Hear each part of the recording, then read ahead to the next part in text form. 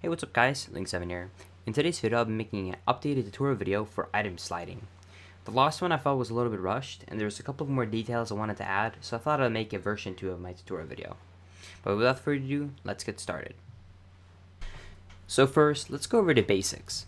The basic of how to perform an item slide is that you walk a direction on an analog stick and on the very next frame you hold ESS on the opposite direction. Basically what an ESS positioning is for you guys that don't know, it's basically when you're holding an angle on an analog stick that's right outside of the dead zone. So it's basically the minimal input you can hold on an analog stick that the game can register. And if you're just walking around, it's around when he just turns around or does this glitchy walk because he won't really have any speed at all if you're trying to do it. And when you kind of got that down, you're then ready to start doing an item slide.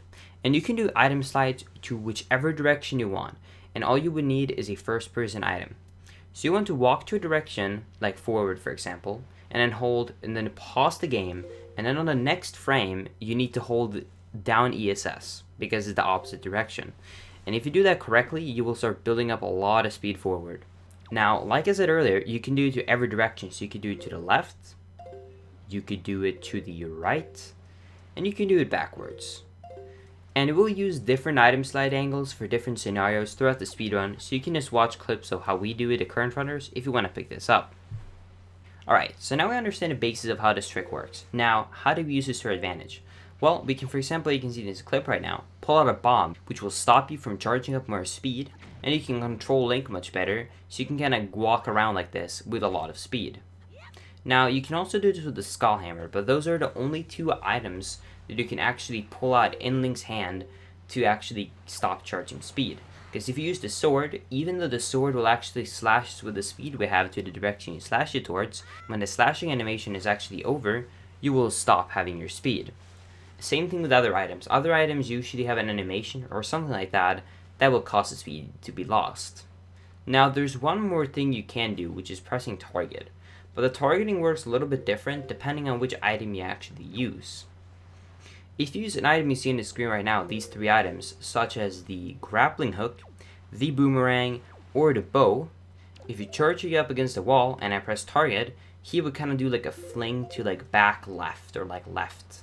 Now, when that happens, we're usually fine if you're charging in towards a wall when you have a wall behind you or just on the left side of you. But the hook shot works a little bit differently. When you press target on the hook shot, you will fling to the right instead of to the left. So that is something you need to keep in mind. So, for example, before we get bombs or skull hammers, so we can actually stop ourselves from charging up more speed, we need to use the targeting strat. Now, using the targeting strat, you need to keep in mind, for example, right here, if I charge it up right here with one of the items, and I press target, it works great. It flings into that corner to the left. Now, if I use that with the hook shot, it will fling me to the right. So that's something you need to keep in mind. And that is something that's going to be very useful for later when I'm going to go over the basics of doing items like jumps. So now we're actually ready to go into the water and do some super swims. There's a couple of alternatives to actually do the swims. What I personally prefer to do is what I call ESS swimming. Now, ESS swimming has some benefits, but it also has some drawbacks. So if you see right now, I slowly go into the water and I continue holding down ESS, and the only thing I use to make Link move to the sides are the camera. Because remember, Link is constantly going downwards, which means if I change the camera, there will be a new downwards angle. Now, the benefit of using this is that normally when you change angles in the water, you use a lot of speed. But if you're continuously holding down ESS, I will not only lose less speed per frame, no matter if I change angles or not what, but I can change my angles without losing speed. So that is the better thing with it. You can have less speed, which means you can train up a better consistency. Now, you can also turn around. Because this is Wind Waker HD and you charge up your speed so fast, if you get a lot of speed, you can just turn around because the amount of speed difference it would do is like nothing. It won't really matter to us. And that is the big difference between also being in free cam and in target cam. If you see right now, if I'm in target cam and I hold up an analog stick, Link will just swim in position. Like he will swim basically forwards and backwards or like in circles in the same place. Which would be very good because we can look down on the gamepad and buffer so we get a good angle on an island, or let it, for example, load if we go into a quadrant so we don't sploosh.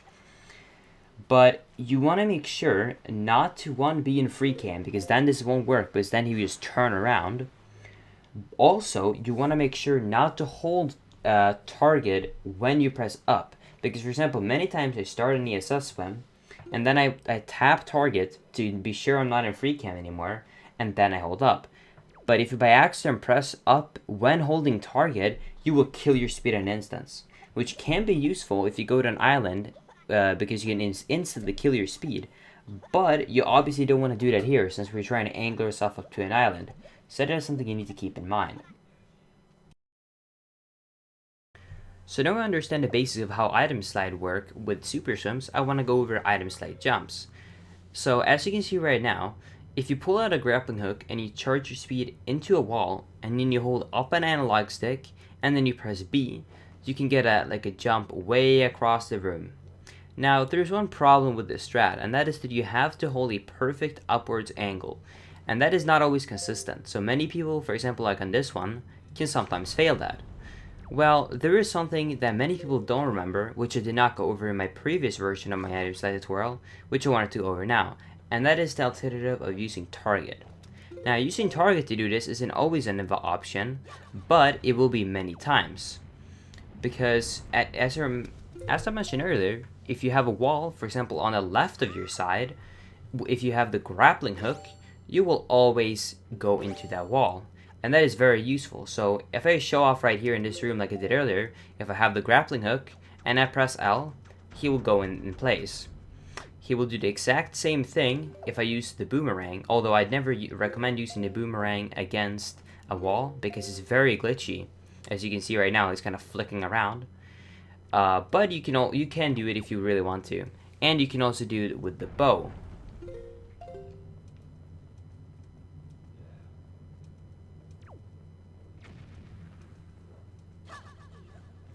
Now, as you can see right there, I press target and I hold up an analog stick and I press B. And you might see that's kind of weird because I was kind of flinging around.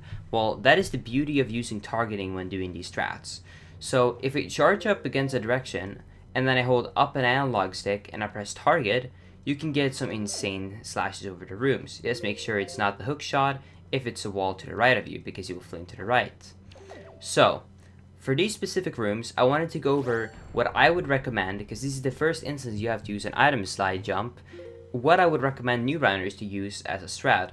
So go into this corner, press target, and then press B, which will slash you all over the room every single time. And it does not matter if you hold it for 1 second or if you hold it for 1 frame, it will always work as long as you're sure you're in the corner of the door. Now, for this next room, I recommend you just grappling over on this gap, and then doing jump slash to get over there because you're a new runner. And then for this next one, same principle. As you can see, there is a pillar behind me, and there's a wall to the left. So if I press target, I kind of get stuck in that corner, which means I can consistently do a slash over the room, which means that I don't have to worry about having a bad angle upwards, because it completely determines which angle you get depending on the angle you have of the camera and not on your angle on the analog stick. Now that is basically the basics of how to do the item slides, super swims, and the jumps with targeting, which I did not go over last time. So hope this helped you out, and if it did, make sure to smack a like, and I'll see you in the next video. Thank you for watching.